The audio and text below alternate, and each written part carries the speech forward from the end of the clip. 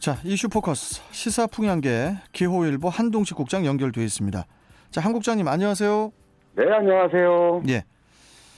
자, 혹시 경기은행이라고 기억하십니까? 아주 오래전에 인천에는 지역 토착은행인 그 경기은행이 있었는데 IMF 때 폐업한 이 지역은행에 대한 재설립 논의가 수면에 떠오르고 있다고 합니다. 자, 먼저 이 지역은행인 경기은행에 대한 부분부터 좀 먼저 설명 좀 해주시죠. 네, 경기은행은 1969년 문을 열 당시에는 인천은행으로 출발했는데요. 네. 이후 1972년 증권거래소의 주식을 상장하고 나서야 경기은행으로 상호를 변경했습니다. 설립 당시 자본금 1억 5천만 원으로 출발했는데요. 인천에 본점을 두고 서울 등 41개소의 그 지점이 있었습니다. 총 자산 7조 3천여 원의 영업 수익만 5,800여 원에 달했고요. 종업원은 관리 사무직 등을 합쳐 2,884명에 이를 정도로 성장했습니다. 하지만 1998년 외환 위기 등으로 퇴출되면서 지방은행 시대를 마감했는데요. 네. 퇴출 당시 경기은행은 총 수신이 6조 원 규모로 인천 지역 경제 자금줄 역할을 해왔습니다. 이후 이제 한미은행에 그 합병되면서 역사 속으로 사라졌는데 이때 많은 이들이 직장을 잃고 흩불풀이 흩어지기도 했습니다. 네. 네. 자, 그렇다면요. 그 지방은행 재설립 가능성은 누가 꺼냈고 또 이 같은 얘기가 나오게 된 배경은 무엇이라고 보시나요? 네, 얼마든 기억하실지 모르겠습니다. 지역 언론사와 세월 문화재단이 함께 주관한 대통령 초청 강연회인 그 세월 아침 대화가 열렸었는데요. 네. 이때 강연자로 나선 윤석열 국민의힘 대선 후보가 지방은행 설립 가능성을 언급하면서 IMF 때 퇴출된 경기은행 재설립 논의가 다시 수면 위로 떠오르고 있습니다. 네. 당시 윤석열 후보는 세월 아침 대화를 통해 IMF 국제통화기금이죠. IMF 외환위기 당시 퇴출시킨 지방은행 설립을 새로운 각도에서 재검토해봐야 한다 이렇게 주장했습니다. 네. 이 같은 발언의 배경은 인천의 기업 환경을 설명하면서 나온 얘기인데요.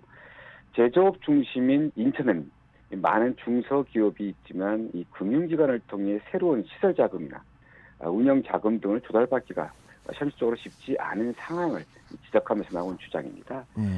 특히 인천은 인구 300만 명의 전국 3대 도시임에도 지방은행이 없는 현실을 꼬집은 것이기도 합니다. 네.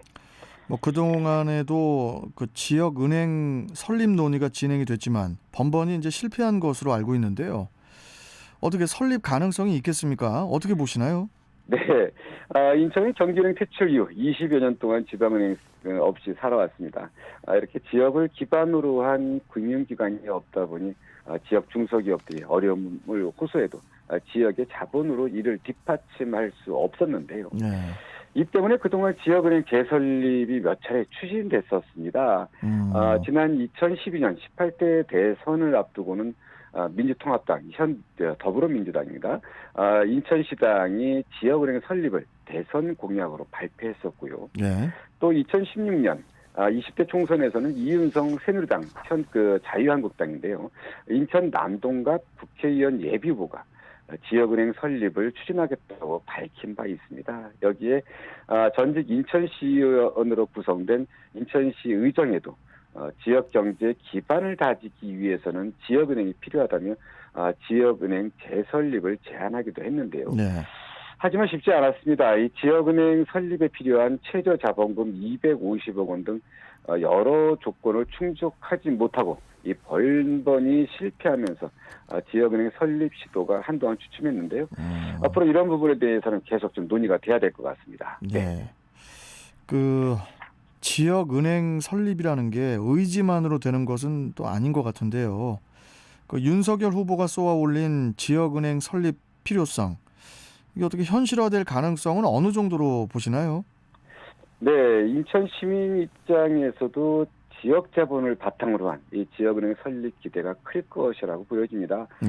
특히 윤석열 후보의 지역은행 설립 필요성이 제기된 후 지역 자금의 외부 유출 방지와 지역 경제 활성화를 위해서라도 지역은행 그 재설립 필요성에 대한 관심이 커지고 있는 게 사실입니다. 음.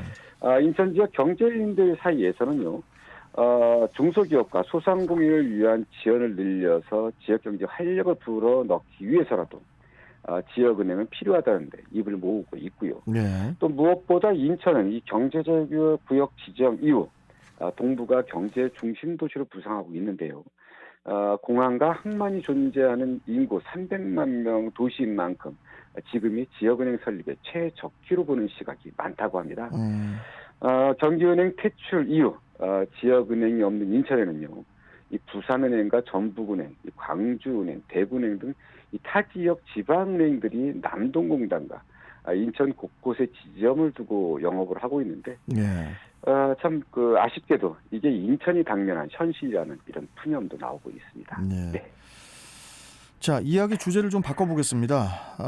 인천 구치소에서 코로나19 확진자가 발생을 하면서 우려가 현실이 되는 것은 아닌지 매우 걱정스럽습니다.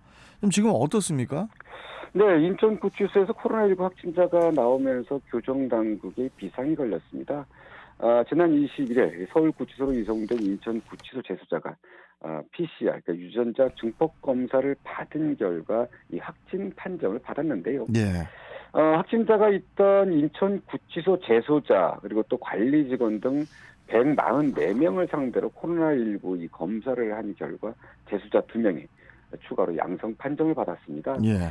이에 따라 인천구치소는 직원과 재수자에 대해 전수 검사를 진행했는데 여기서 또다시 재수자 3명이 추가로 확진되면서 이게 이미 많은 재수자들에게 퍼진 것 아니냐 이런 우려가 커지고 있습니다.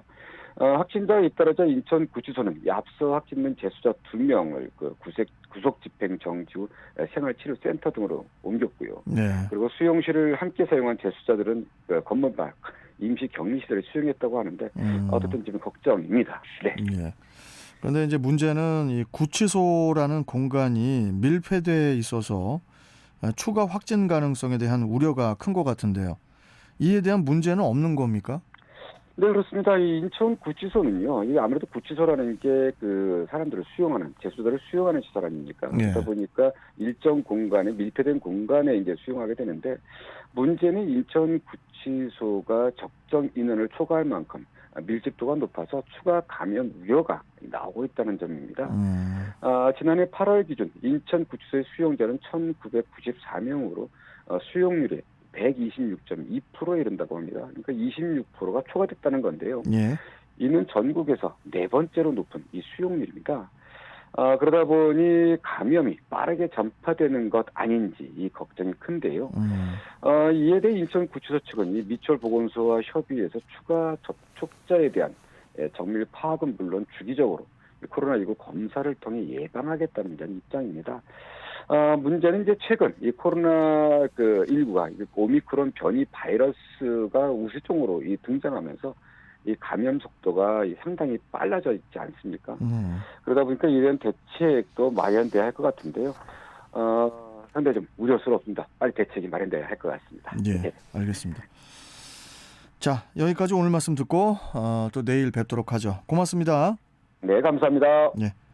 자, 이슈 포커스 기호일보 한동식 국장이었고요. 자, 지금 TVN 긴급정보